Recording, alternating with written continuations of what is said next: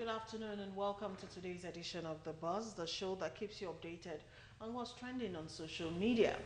It's Tuesday, the 7th of August 2018, and it's a pleasure to be back on the show.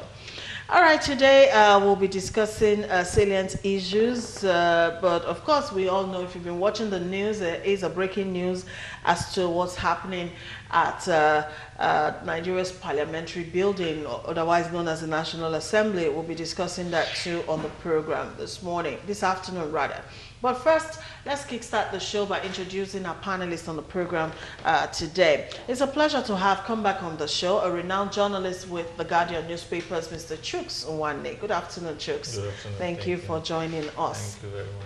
Also, making a first appearance on the program today, she is a renowned businesswoman. She's actually more known for being the founder of the National Interest Party. She's a legal practitioner and a politician. Eunice Uche Atuejide. Good afternoon, Eunice. Good afternoon. Thank you for joining us. For those who don't know, Eunice is actually running for president come 2019. Yeah. I think that's a big one for us ladies. Woman for president. Woman for president. Welcome again, Eunice, on the show. Thank you. All right. So, ladies and gentlemen, let's start with what's happening at the National Assembly. According to news reaching us, that particular building is currently on lockdown as armed security operatives and also men from the Department of State Services, DSS, have barred all access to the premises. We hear they are all positioned at the main entrance of the National Assembly, and they are not allowing federal lawmakers access into the building, and all they have to say is they are acting on orders from above. All right, let's take a quick track up on what's going on, and we have our correspondent Godfrey on standby in Abuja, who might be feeding us live from the venue. We'll take this track up first. No, but we must divide ourselves. Some people are here. Here is already blocked. They can't pass here. The other side. They can't pass here. Because there's no way we will all go to one side. This place is blocked already. So let's go there. Let's go there. Leader. In a country like this, Nigeria, of over 180 people, millions. 180 million people. 180 million people in Nigeria. Because of some people's selfish interest. That we have been invaded by state security. It has come to our attention that our colleagues cannot go to work after we adjourned for our summer holidays. We have been informed that the APC senators are attempting to effect a change of leadership. This is anti-democratic, against the law and against the Constitution of the Federal Republic of Nigeria. This morning, I have been in touch with the American Embassy. I will be in touch with the European Union. I will be in touch with Great Britain. I will be in touch with Canada. In my conversations with these embassies and these countries, I want to make it clear, we are going to ask these Western democracies to revoke the visas of Senator Akpabio and anybody leading this assault on this institution. We will ask them to revoke the visas of their wives and the visas of their children. They will not be allowed to leave Nigeria to travel to any nation in Western Europe and North America. And let me say this very clearly. Let nobody test me or let nobody test this institution. When you begin anti-democratic situations like this, including the DSS officials, I want all of you to photograph all those breaking the law. Get me their pictures, get me their names. We will submit the names of the DSS officials, the names of Senator Akpabio and the gang to the embassies. I've been in touch with them already. They are waiting for the list. And as soon as they have it, the request will go to Washington, it will go to London, it will go to EU, it will go to Canada, and we will make sure their visas are revoked. And I hope these anti-democratic forces love Nigeria, because they will not be traveling in a very, very long time. I also want to tell them that Bayelsa has very good medical facilities. Cross River has good tourist facilities. They will spend a lot of time, go to Akpabio, go and sell your plane because you will not need it for a long time. In fact, after this, my colleagues and I will buy him a donkey so he can use because he has nowhere to go. Thank you very much. Deputy Majority Whip very soon. What has happened is that we're trying to access our offices. The security men have been asked to block all the offices, and beyond that, some people are being allowed to go into the chambers through another route, and we won't take that. We were all elected to be senators, and this impunity cannot stand. This is our country. We are elected members of parliament, and this has never happened before. So happening now with a government that says it's a government of change, we will see how this will shape out. With those who are here, the people that give them that order will come here today to come and prove it to the Nigerians. 180 Nigerians. Yeah. Order from above. Who's above? Who's the person above? Are they above the God that put them there? Is that what you actually call for? Do you call for this kind of a change? This is impunity on the head shoulder. You close the Nigerian house. You are telling me that you are order from above. You are going to close till 9 o'clock. If you want to fight the government, go and fight the government. You want to fight democracy. It's not the government. They are not telling us. After the department, they couldn't tell us who the department actually came from. They don't say order from above. They don't allow you in. Is that no way? Is this democracy? We have been do anything. So we are just waiting for our colleagues, then we will, all of us in number will address them. Then we want to see if they will still stop us. We want to ask them what do they want to do inside the National Assembly today, why they are here this early and blocking the way, not protecting us, but making sure we are not able to access our office. Because during recess, we are supposed to go into the office, we are doing committee work, we do our we work in our office. So we are supposed to have access to our office 24 hours, 24/7. We are legislature, we can work anytime. We don't have resumption, we don't have closing time. But now the DSS of Nigeria has blocked the all entrance to National Assembly.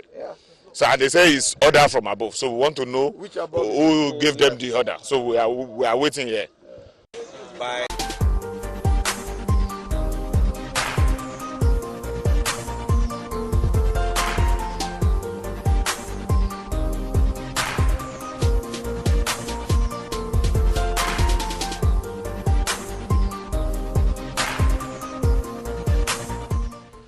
Welcome back on the show. All right, that's the situation on our hands currently in Abuja. While that report was going on, our third member of panelist is with us in the studios, and he is no newcomer. He is the Chief Executive Officer of GKB News Digest, an online news platform. It's a pleasure to have Apomunga Nikayode Balogun, GKB, with us on the show. It's a pleasure to be here. Sorry for being late. It's all right. Okay, so on standby is our correspondent from Abuja, Godfrey. Thank you for joining us on the live program. I would like for you to actually bring us up to speed as to what is actually happening at the National Assembly as we speak. We've seen the visuals, we've seen that there are security operatives everywhere and all of that. But then what is really the mood like right now?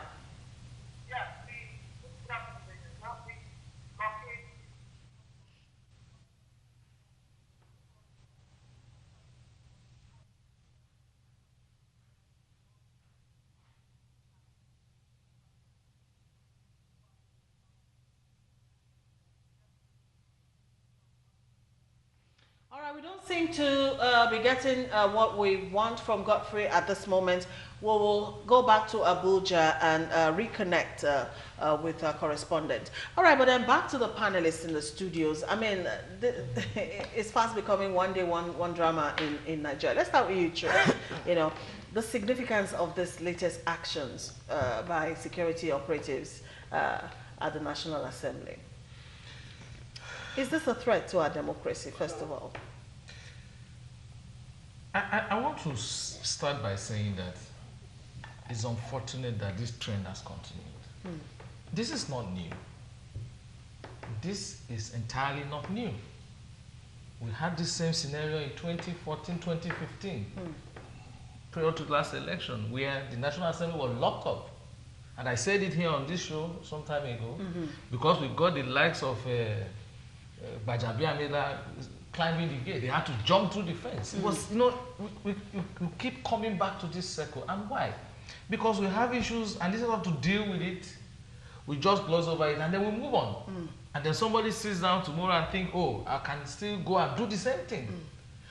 Let me ask, what happened after that lockdown? What really happened? Was there any inquiry? Was there any punishment? So you didn't do anything. So what is happening now? Some people are ganging up, okay, it's our turn to go and lock up the National Assembly. But why lock up the Assembly when already, you know, the Senate is on break? Why lock the House down? Don't take away the fact that, yeah, these guys are security. I'll give it to them. They are security agencies. Probably they are acting on report, like they always say. There must be a reason for this. But what I'm saying is, why break the law to protect the law? I don't even understand whether it's the law, but why go this way? You look at those policemen, they are all masked. Like you are going to catch some common criminals. Like you are going to attack Boko Haram. Or some killer herdsmen. When you make laws.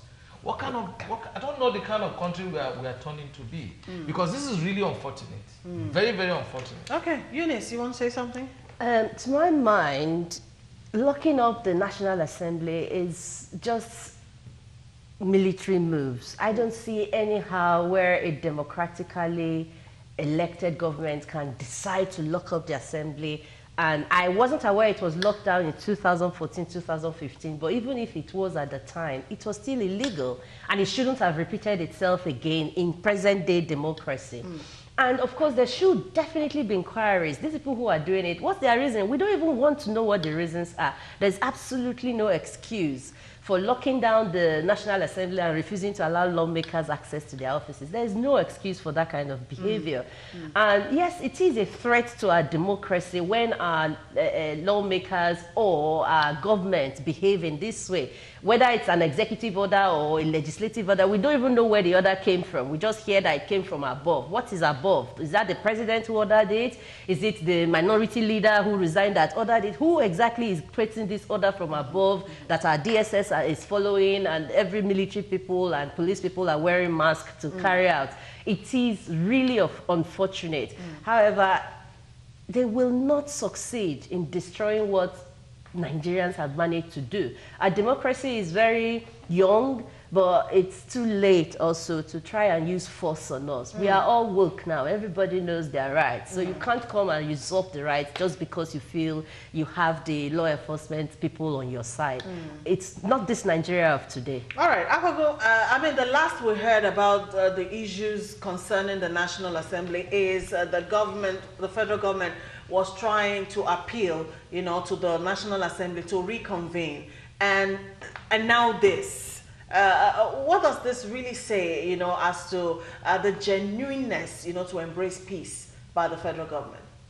Well, this is a typical example of what we call the carrot and the stick system, basically.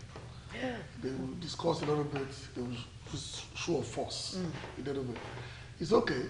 Like I said, it's not the first time, and I don't want to go the fatalistic route by saying that this is a threat to our democracy. No. It's a threat to those legislators and the agenda, but it's not a threat to our democracy. We are used to this. Obasanjo did this. It's not new. Okay. Yar'Adua did this. But it's just doing his own. You don't go to show politicians are the same. And don't let the show of indignation sway you. They are all politicians, they are all playing to the camera. If they let the leader place, they are going to meet again and find an amicable solution to all this drama. Of course, you all know that the closure of the National Assembly to go on recess was basically a move to checkmate any idea they are going to remove the Senate President. And again, but right now, the government is using the mantra of trying to get the budget for elections passed, which to me was a big joke, because you have a whole year. This is a statutory election. It's not that you decided yesterday. Exactly. You're going to hold an election. So the budget ought to have been part and parcel, or the budget for last year, or the estimates for next year. So this is just another form of the blackmail that goes back and forth. And to go to the National Assembly when people don't expect them to be there at all, it's also part of the game. I don't think we should get carried away with the dramatics. What's more important is that Nigeria will survive, and this is not a threat. It makes a mockery, I agree, but it's not a threat. Okay. All right. The number to use to interact with us on the show is 0802-836-8971, SMS only. Now, Chooks, you mentioned the fact that these have happened before and nothing was done, no consequences, as it were, which is why they can easily be a repetition of that. Now, we had Senator Ben Murray-Bruce talking, passionately about consequences, to actions by these lawmakers. He went as far as saying the diplomatic passports of these lawmakers who are in this will be withdrawn. Their family members will be stopped from traveling outside the shores of Nigeria and blah, blah, blah. But do you think those are the kind of consequences Nigerians really expect, from erring lawmakers like this? I'm sorry to say that people like Senator Ben Bruce are the guys I don't want to hear talk. For some reasons, some personal reasons. Because you can't be on social media ranting up and down, and then when you get to the floor of the house, you don't get concrete. There's nothing done for the people. Is it the law? Has Senator Ben Bruce become the law? When they sit there, like my colleague has said, these guys will still go back and say, if anybody had told you that today an Akpabio is thinking of leaving PDP to go to APC, would you have believed? If you remember the day the Senate President's house was allegedly blocked, it was kept on house arrest or whatever they called it. At the end of it, Akpabio was in Ekweremadu's house dancing like King David to celebrate that. You think that, oh, these guys are together. Look, it is not about going to play to the gallery. It's not about speaking grammar here. It's about getting down to the real business. If anything is going to happen, is this Senator Ben Bruce that will punish them? The truth is that the National Assembly, that was my fear when they went on this recess. Nothing will happen till election. And the people will suffer it. Okay. I don't think that is not what we are talking about. What we are talking about is that we need to do proper work. We need to do, when you say you want to punish people, like somebody got into the National Assembly, picked the mace and ran away. Where does that matter? Who told us what happened to that guy? I have been to National Assembly several times. You need to go through some security checks. You need to even get a tag that takes you in. And then you get beat all of that and got into. So you see, these guys are a bunch of jokers. Okay, I'm happy, Eunice, you are a legal practitioner. I am. Even though you didn't train in Nigeria, but you're quite okay. You're versed with our constitution. Yeah. Because our lawmakers. NYSC certificate. Yeah, she has an NYSC certificate.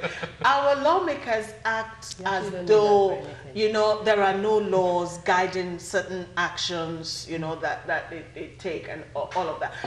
Is there a provision, or are there provisions in our constitution, that goes as far as guiding conduct of elected officers in office? There are laws. Nigeria actually has really, really good laws. Like on the book, we are actually well protected. There are areas where you could say that we are weak, but the weaknesses are not so bad that we couldn't actually get the kind of results the laws were envisaging when the lawmakers made them. So in terms of laws, we are fine. In terms of code of conduct, we are actually fine as well. So why are we not using the law? Enforcement. There's too much godfatherism and too much worship of people in public office. Like even the police people who are supposed to enforce the law, they will let the senators and the House of Rep members get away with a lot of things because they have money or they give them money or whatever. You find that law enforcement is selective. There are some people who would make a mistake and they will be punished thoroughly, in fact, over-punished. And some would even get punished even without making any mistake. And then the ones who do the things that deserve permanent room in Kirikiri, they'll get away with it because they have the money to settle somebody, or the calls will come from up above and then the organ from the top will say, leave him alone. So the problem we have is not in terms of our laws. It is more in terms of the application of those laws and the enforcement for not following the laws. And that's one thing we must look into and start to take seriously, because if there is no consequences, people will always behave like animals. I mean, Europe is not working well, America is not working well because they are great people. It's because there are consequences for behaving badly. So we need to take that very, very seriously in Nigeria so that this kind of behavior can be curbed. You won't curb it by making noise, you will curb it by dishing out consequences. All right. Okay, we are also getting massive feedbacks from our viewers on the program. Adegoroye from Ibadan says, will the FBI shut down the American Senate or M16, the British Parliament, when there's a face-off between the executive and the legislature? Just asking, dictatorship turning full circle. This other one says, it's unfortunate this is happening in Nigeria. Why do we have masked men? For what? That means this country is in a state of anarchy. This is recklessness and anti-democracy. This government should be cautioned. This other one goes as far as saying, I'm very disappointed in the APC government. I can't believe this is happening in Buhari's government. Good afternoon. There is no difference between the past leadership and the present one. They don't have the masses at heart. These guys are selfish politicians. They've taken us hostage. Bala Anuye from Jalingo in Taraba State sent that one in. Favor from Jos says, order from above. Then who are the above? It happened in Benue. Federal government did nothing. Where did Akpabio get money to buy a plane? Good afternoon. God bless Nigeria. All right, that is bringing up another issue. Hazan Pandos from Mina says, good morning. They are all doing this for themselves and not for the masses, and let them continue. It is an insult to our democracy and an outright disregard for the citizens of Nigeria. The anger of Nigerians must not cease over this reprehensible issue, because those behind it are capable of worse. Our politicians have failed us, so I'm calling on all Nigerians to vote out the present leaders. All right, this other one is coming in from Thomas Stadius. It's unfortunate for a country like Nigeria. Whoever is behind this, either the president or the IG of police, should be impeached or removed immediately. All right, quickly, last words on this topic so we can move on. Because a lot of Nigerian masses, I'm not trying to say Nigerians are not intelligent, but a lot of people take things a lot of times on face value. All they can see is what they see, the visuals, armed, masked security operatives, you know, locking down the National Assembly. Of course, we know what the translation or interpretation of this will mean to a lot of Nigerians. What should Nigerians really be feeling at this time? Actually, nothing. Nothing? This guy had paid humongous amount of money to make laws. And the last 3 years, all they've done is really take care of themselves. I don't see why I should show indignation for somebody who is earning 30 million naira a year, a month, when the minimum wage is 150,000. Is how much now? 15,000. And you want me to show indignation for a man who has refused to raise the minimum wage, who has refused to do anything about NEPA, anything about our roads? These are the same people who remove money from strategic roads in the federal character to spread it according to them. So when you show indignation, it just shows that they know how to turn your button, basically, at any given time.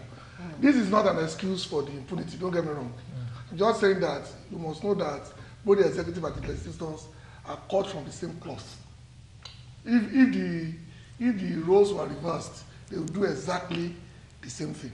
So our institutions have not grown to the level where our votes count. It's such a margin that people will be afraid. This is just a film. This is just a cinema that they're putting on for our benefit. It will not change the dynamics of 2019 considerably. It's going to be just a little bit, little perk. Okay. The bigger battle. All right. To fight in the next 3 months. No, my people don't get carried away. Just as just another day in the life of these comedians. Okay. All right. Nelly Algo is one of us on the show. Actually sent this one in. I was saddened today to see the theatrics at the National Assembly. Security personnel taking over the assembly is a blow to our democracy, considering the fact that our vice president is a professor of law who should know better, but have kept quiet to this grand impunity. How we got here is hard to comprehend.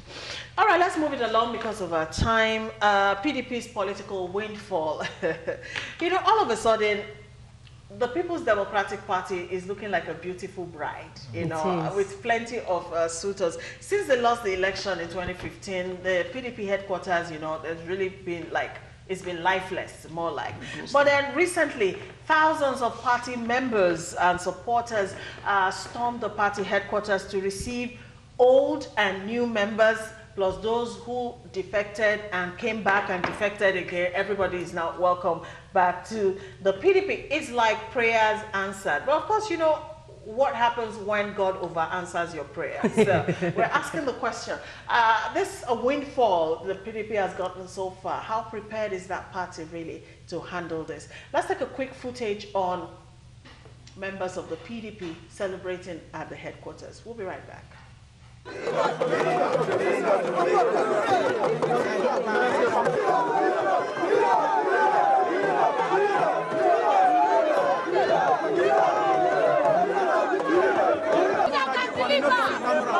party that can deliver. Party hope of Nigeria.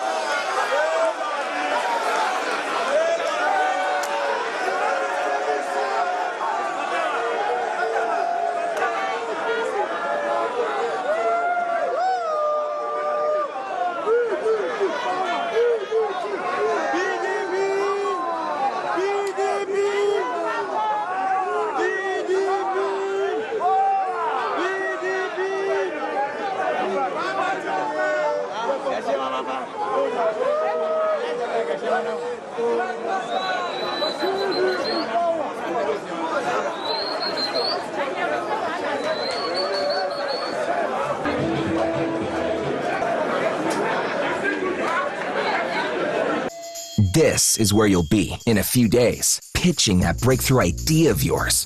But before any of that, there's stuff to get done, starting now. First, you'll have to clear out your schedule. Sorry, guys. You fellows, too. You'll make it up to her. You better. Now, let's get to work. Keep at it.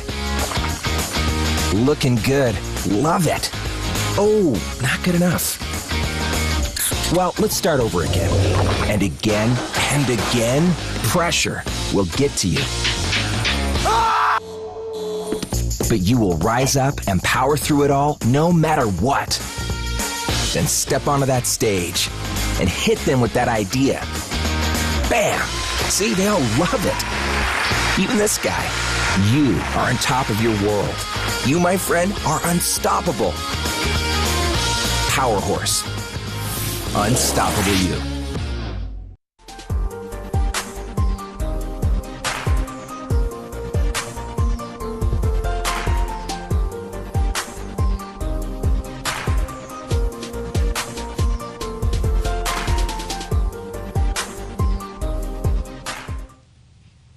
Welcome back to the show. All right, so we saw the footage of the jubilating crowd there. Now, at the last count, 15 senators, 37 honorable members of House of Representatives, 3 state governors with their commissioners, we have members of state houses of assembly, local government chairmen, and some other sundry political office holders have all decamped from the APC to the PDP. So the PDP is actually booming right now. But is that party really are they adequately prepared to handle the challenges and consequences of this of this huge political gain that they've garnered for themselves. Let's start with you, Eunice. Personally, I cannot discuss capabilities within the PDP. That's way beyond my remit. However, from an observer point of view, I think it's a good thing for the democracy of Nigeria that a lot of these lawmakers who I would say were the power brokers at PDP before the crisis that warranted that they go into the APC happened. I think it's a very good thing for our democracy that these people are going back to PDP. Really? I think it's a very good thing for our democracy, particularly because the PDP is a member of the coalition of united political parties. Now, in my own way of analyzing things, the PDP has a lot of trouble in its hands, but they have to, within themselves, work it out. They have their various interests, their various power blocks, and they have to now show Nigerians that they have matured. They have already suffered the consequences of their behavior and lost the election in 2015. Now they have the opportunity to show Nigerians we can shelve our personal ambitions and personal interests for the benefit of the whole of Nigeria. If they manage that within the PDP and then throw out their one presidential candidate, because they have all of them now vying for the presidency, or at least having the ambition to run for the presidency, whether it's the Sarakis or the Kwankwasos or the Atikus, all of them are there in PDP. They must bring it together. And after they bring it together, they have to now throw that one candidate into the CUPP. That candidate will not have to come and battle people like us who are waiting in the CUPP to get the CUPP ticket. Okay, do you agree? Is what the PDP offering actually better now? Let me say that I fear for the PDP for some reasons. You have to understand that the PDP we have today is not the PDP we used to know. I really don't think the leadership they have now has that, capacity to navigate what is ahead. Really? Yeah, because Secondus, yeah, but I don't think. Let me give you an example of what happened in 2014, 2015. APC was presented with a similar situation. And it took the political sagacity of people like Ashiwaju and a couple of other people to get everybody to be on the same page. That election, that primary that produced Buhari as their candidate was not an easy primary. But a lot of things happened behind the scene before everybody arrived at, okay, let Buhari go, even though there was an election, but I'm sure they had that agreement to be able to do that. Look at this same scenario. A whole lot of people who left their party left because they want to be president. Yes. They did not leave because Nigeria is not working. They did not leave because things are not working well. Because the roads are bad? Or because our roads are bad. So all their mates left because of presidency? No, I'm talking of this particular one. Oh, you're talking about this year? Oh, I thought you were other people left because they want to be president. Okay. It's not because of anything. Looking for a suitable platform To get it. Because it was clear that APC will feel Buhari, so what are you here doing? And then also the politicians are very selfish people. The calculation is simple. If the power is going to be in the north for the next 4 years, based on their zoning arrangement, it means in the next 8 years, after these 4 years, you have about none of the generation will be president again. I see you nodding from that's what is happening, because if power leaves after, assuming Buhari wins, all these other guys will be far too old to be talking of youth for president. So we better fight now or just keep quiet. Okay. Because if they were doing it because Nigeria was over there, they should have done something sitting in their office and then change it. Now, why is this election different from 2015? Entirely different. And that's what I want PDP people to also understand. In 2015, you had almost most of the governors were already done with their second tenure. They were just going. So the likes of Amici could take a walk and nothing happens. Wahmako and Co could move and nothing happens. In this particular scenario, you have a situation whereby most of the governors are fighting to come back for second tenure. They will rock the boat. That's why you find that in this whole agitation for CUPP, how many governors do you see in those meetings? Have you ever been to any? We watch them on TV. How many governors are talking? How many PDP governors are really talking? Take away Wike. Who is talking? Even Wike has gone low. Why? Because these guys are the same, like my colleagues. All these politicians are the same. They know that the instrument of winning election is beyond the PVC. And that's why people say PVC. I don't look at them, I laugh. Nigerian politicians made nonsense of PDP in Ekiti. I mean, made nonsense of PVC in Ekiti. It just showed you that your PVC is just a plastic. Anybody can buy it from you. All right, Akogwu, let's get your input from that end of the table. Yeah, the reality, just like you have said, is the fact that we are all pawns in a game of chess. In a chess game, really? People are just moving. The PDP is using the COP or CUPP basically as APC, use some little parties to get power in certain areas. The difference is clear here. Wike wants to be vice president. Fayose wanted to be vice president before he was demolished. There are power points within the PDP before the coming of Saraki, before the coming of Kwankwaso. And just yesterday, Kwankwaso said he has decamped, but not to PDP. Because Yekara was telling him, we cannot give you our structure. Whether PDP will be able to handle the influx of desperate politicians, the jury is still out on that. But what I'm concerned about is not really whether PDP gets it right or not. It's not really my problem. My problem is this. The Nigerian people will be the loser at the end of the day, irrespective of who they placed. Because nobody yet has solved the fundamental problems that we lined up in 2014. Our infrastructure is still down. Our power structure is still down. Our level of literacy is still down. The core elements that we judge people by as a civilized race, we are down on all those elements. And people get together and call themselves cops or call themselves APC. Nobody's assuring that all they want to do is capture power. That's it. No matter what you see among them. If they're telling you that this government should help, nobody's telling me why the roads to my house needed to be tied, while our public schools are not working, why the taxation system is failing. Nobody has come out and said, maybe Mugalu and one other people, to tackle the real elements of problems of Nigerians. That's why I said it's just one and the same.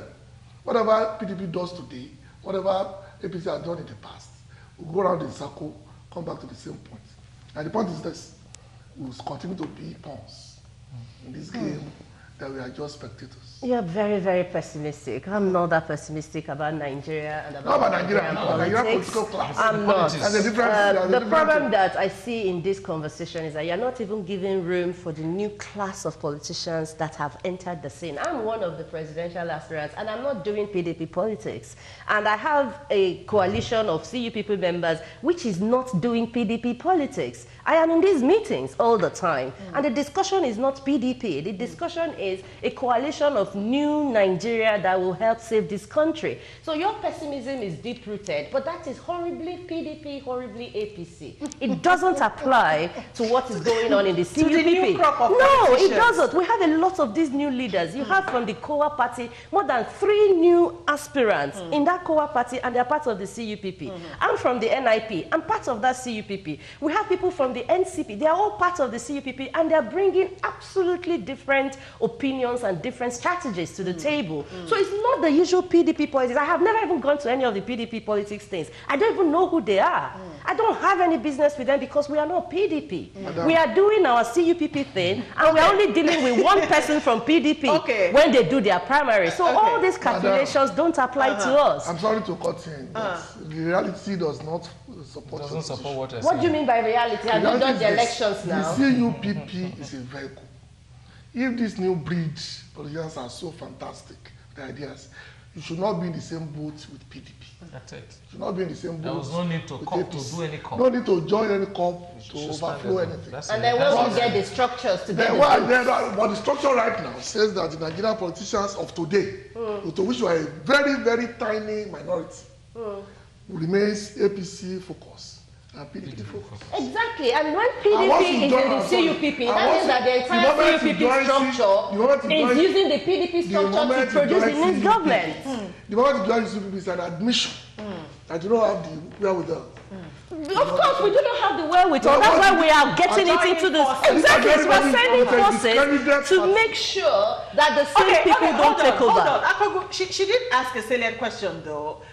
saying we're not giving room to the new crop of politicians. You're not, and that's sad. That's so sad. Is that true or not? I would like to react. They have parties. Let them build their own parties on their own terms.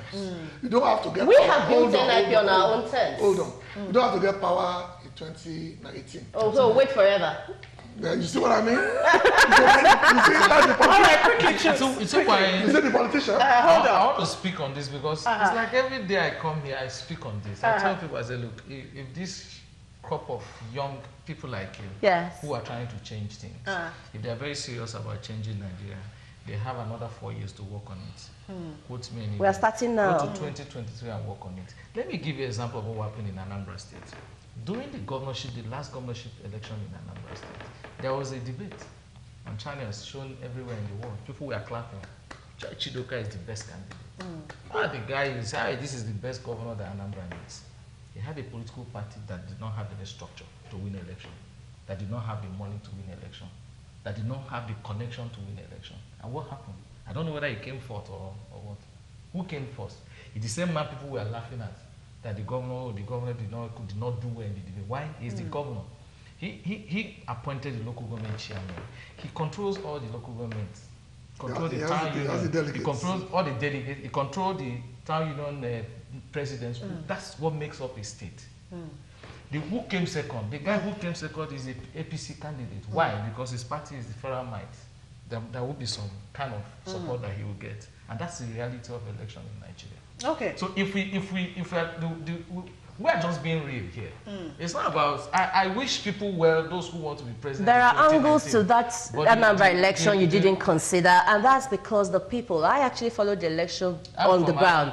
The people chose to vote the devil they know instead of taking a risk with the angels they do not know. So are you now saying the people are not going to do the same thing again? And don't forget that all these parties were paying. Each and every one of those parties paid. So and do you guess have what? enough money to pay? ABGA paid the list, but they still voted ABGA because that was the devil they knew. Do you have enough money to buy votes? Okay, let's not deviate from the topic we're discussing. Let's actually look at how our viewers are reacting. Thomas Stadios from Lagos says Nigerian politicians lack political ideology. Decamping from one party to the other is a political arithmetic and is allowed. Why crucify someone that has decamped? Let me tell you, PDP will be best for Nigeria because they have learned their lesson. Okay? this is what I just read. I don't celebrate politicians. I celebrate God. They are all liars. Okay, I can't go further on that. PDP is now a new bride in town that any sensible groom will want to court. Shegun Seriki said that one in. All right, Mary from Ikeja. All right, thank you for sending that one in. Nigerians are too intelligent in their own eyes, yet a lot of ignorance and poverty in the land. And these funny politicians are taking advantage of it by turning this same acclaimed intelligent Nigerians to thugs, bandits for destruction, enemy of the country. Has anybody cared to ask how and when all this started? And lots more. But our time is fast running. We still have two more topics, but maybe we should quickly take one.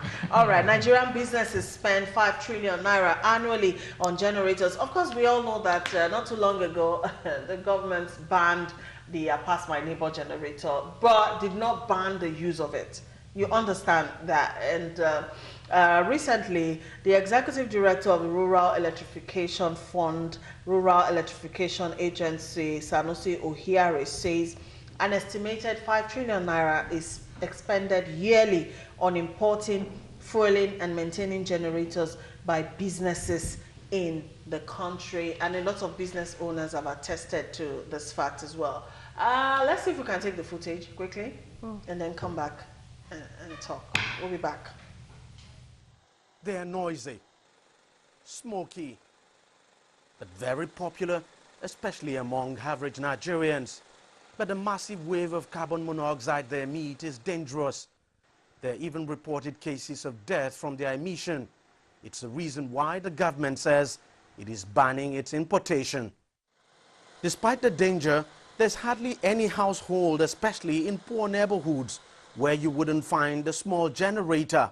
Small businesses like that of Michael, who runs an electronics repair shop in a small market in Lagos.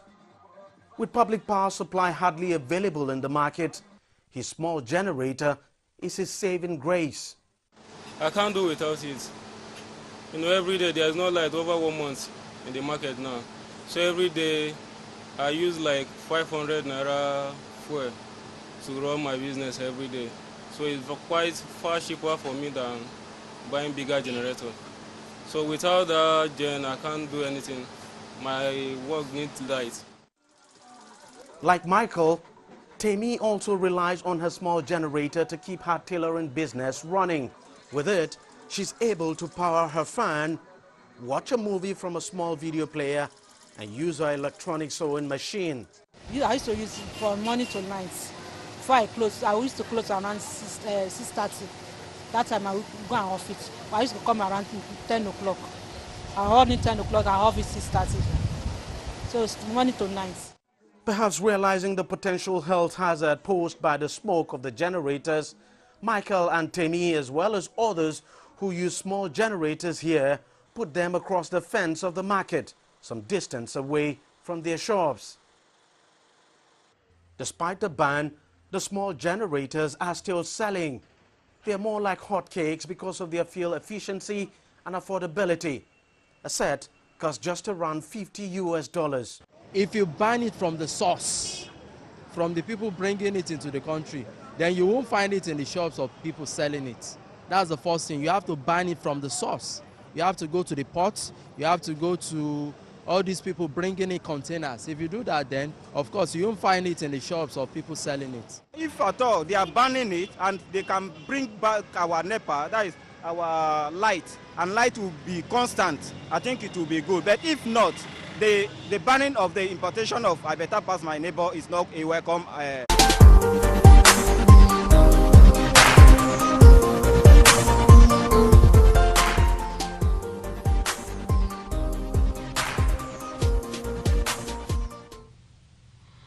Welcome back. All right.